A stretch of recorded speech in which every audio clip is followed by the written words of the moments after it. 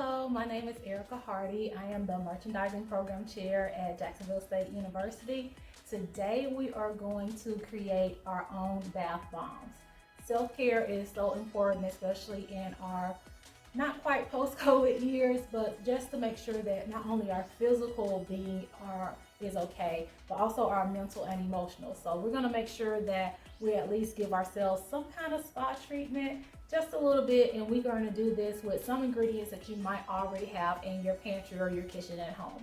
We have baking soda, cornstarch, Epsom salt, a little bit of water. We're going to use an oil. I've chosen to use olive oil, but you can use baby oil, sunflower oil, coconut oil, almond oil, just about any that you want, besides maybe like a vegetable oil or canola oil, something like that. I would stay away from that, but for sure, something like a baby oil, the olive oil, or maybe even coconut oil will probably work best.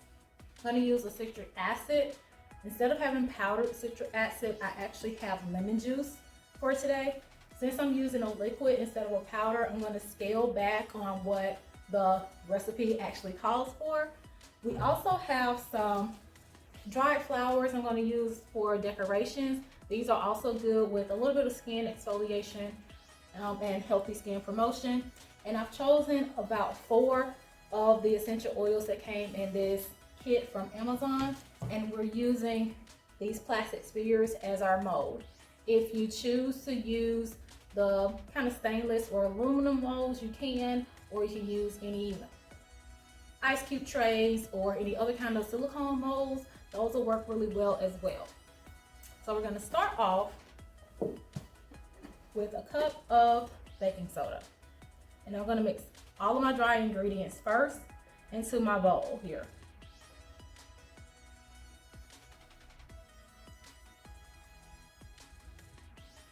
Next, I need half a cup of cornstarch. Cornstarch, just like flour, just like confectionery sugar, is a little messy, so just make sure that you clean up your area after. I'm just gonna pour and kind of shake, pour and shake. And just like with baby powder, cornstarch actually helps to absorb moisture.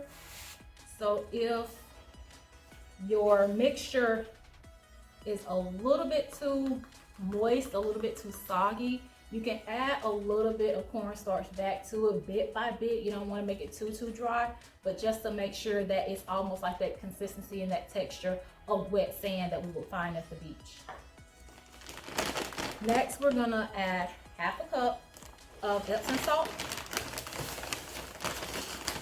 And as we all know, Epsom salt is also good with relaxation, adding it to a warm bath.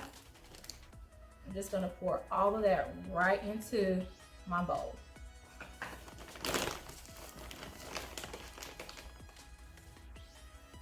Next, for our wet ingredients, you can choose to use a plastic bottle with a cap or a jar with a lid. Pour all of those in there, shake it vigorously, and then add it into your dry solution. But I'm going to add all of my ingredients directly into my dry solution here.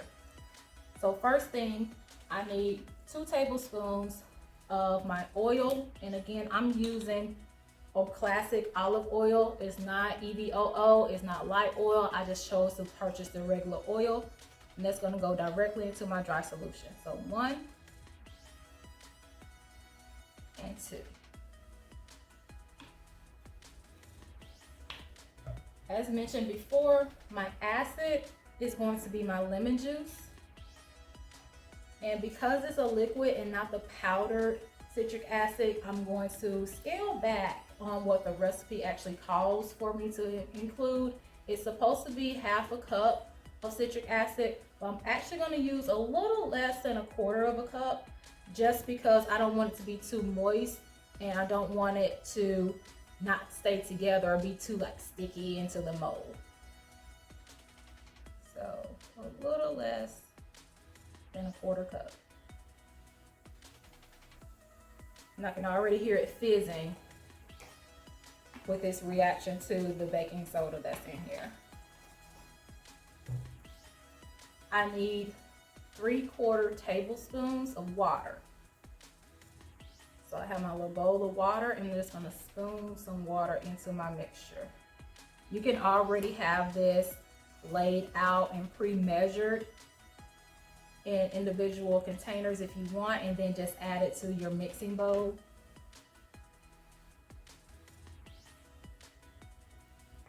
Okay. At this point, you can also add coloring, such as like a liquid food coloring to it, to give it a little bit more pop, a little bit of an aesthetic appeal for your taste or for your client's taste if you're going to sell these. But I've chosen to just leave it blank, or leave it in this kind of natural white state for now. And I'm going to actually add some dried flowers. I have carnations here, I have some marigolds, some mint leaf, and some chrysanthemums that I will first layer into my mold and then add like my sand mixture on top of that. But I've chosen to use about 4 of the essential oils from my kit, and here I have some lemongrass, so I'm going to add maybe 2 drops of lemongrass to my mixture. Have some sweet orange, which is one of my favorites. And because it's one of my favorites, I'm gonna add a little bit more of that to my mixture. So 1, 2, 3, maybe 4. Here I have a little bit of vanilla, because who doesn't like vanilla? Let's be honest. I'm only gonna add 1, 2 drops of vanilla into there. And then I also have some eucalyptus. As we know, eucalyptus just really opens up your nasal cavity, and it gives that really, really relaxing feeling. It does not take much eucalyptus, so I'm only probably gonna use 2 drops into. Now, it's time to get a little messy. Because my bowl is a little smaller, I'm gonna try to keep it clean, but if it goes onto the table, it's fine. It's not gonna damage anything. There are no harsh chemicals in any of these ingredients that I included into your bowl. So it's actually, you could say it's kid friendly just to an extent, but it's not gonna harm your skin unless you're sensitive to citric acid or something like that. So I'm just gonna mix everything in together with my hand. And like I said, try to achieve that kind of beach sand consistency, wet beach sand consistency, because it's similar to when we would go to the beach and build a sand castle. You need a little bit of moisture to make sure that your sand is staying together, or even if you ever played with the kinetic sand back in the day that used to be advertised kind of heavily, it's the same deal, same kind of principles, that we want it a little bit, almost not quite like you were creating biscuit dough, because we're not obviously not going to get that kind of wetness involved in it. We want it a little bit more dry, but it's still somewhat similar. You can already see kind of how it's moldable and a little bit pliable with the wetness that has been added to it. But I'm just going to continue to mix all of this in, because I want all of my essential oils to be in there. I don't want to smell too much of one and not enough of the other, and so forth. So I want to make sure that all of my ingredients that I've used are well incorporated into my sand mixture here before I start to layer my flowers into my mold. And as I said, I'm using the spherical molds in plastic, but if you have something else like silicone star shapes, hearts, especially if it's Valentine's Day, or clovers if it's St. Patrick's Day, or if you have just regular ice cube tray shapes, you can use those as well. I think that's kind of good, and you can still see that it's clunky, but I can still kind of press it and it holds its shape. I'd say almost like playing with mashed potatoes, just a little bit.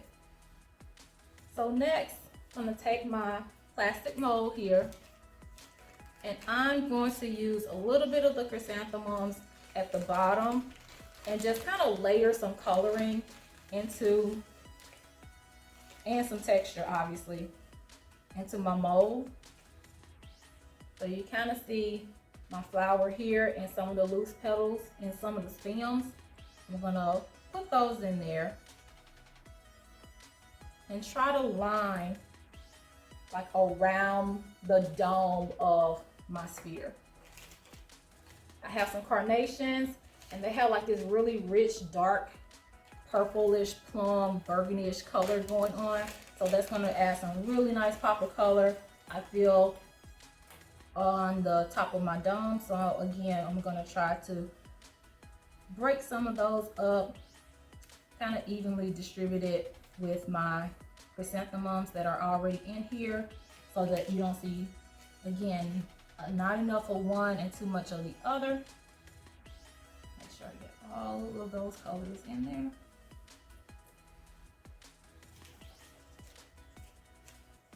And I think I'm also going to use some of this osmanthus. It's like this nice kind of rich yellowish color. Reminds me a little bit of saffron, a little bit of sunflower color. Again, just to give it a little bit of pop. And I might throw a little bit of marigold in there just because it has that nice rich orange color.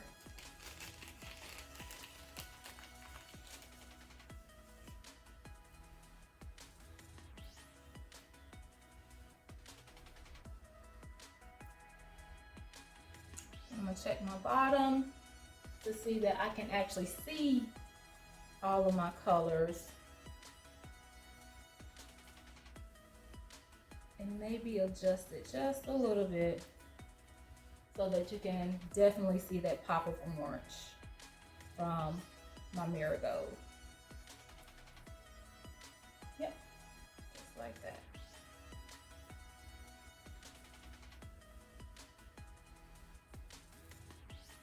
All right, so next we're gonna take some of our sand mixture, is what I'm calling it. And I'm going to not drop it in there, but I'm gonna flatten it out just a little bit so that I can then place it on top of my design, and then I'm going to start pressing the rest of it into my mold. And you really want to pack that in there. Don't want a lot of air bubbles. You want it really, really tightly packed in there, just so that it holds its shape as it dries. Same concept as though we were going to create a sandcastle, as I said before.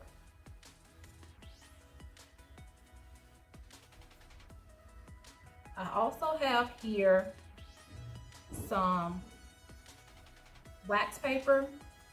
As we pack it into our mold, that's what we're going to use in the end to kind of turn it out onto, because we're going to let it dry in the wax paper for at least 24 hours before we then use it in our bath. And I can already feel it. The mixture is a little bit too moist, so I'm going to have to do what I'm deeming as my scooping method. Instead of being able to turn it out, squeeze the sides of my dome, and then release it, I'm going to have to get in there and kind of scoop it out as though I'm scooping out some cream or something like that from hand cream container. But that's okay. And you kind of see my design on the top of my dome there. I'm going to sit that down. Just got a little piece of wax paper here. And what I'm going to do is very carefully, just because this mixture is so moist, I'm going to, with the flat side up, I'm going to place my hand on top of it, and I'm going to press, rotate it around, and then kind of scoop it out. So as I'm pressing, I'm rotating it off, and it almost looked like I would be scooping out like ice cream or something. And then I'm going to place it on my wax paper reshape the base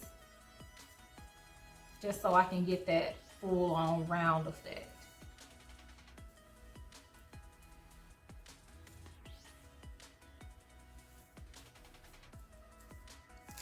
And then, as I said, we're going to leave it in our wax paper for at least 24 hours, allow it to dry in its shape, and then we'll be able to use it in our home spa.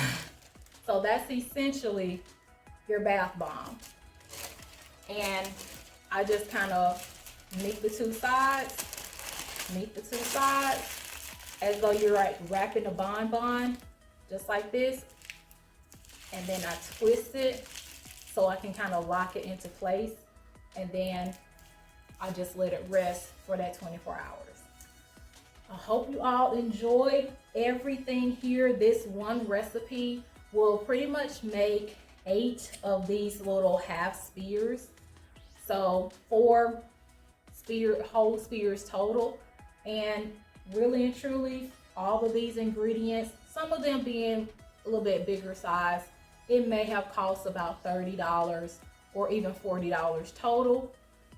But at the same time, when you think about it, some of these bath bombs might run you $5 or $10 depending on from whom you're purchasing. But if I can make 4 of those out of one recipe and still have all of these ingredients left, that's amazing. So hope you enjoyed.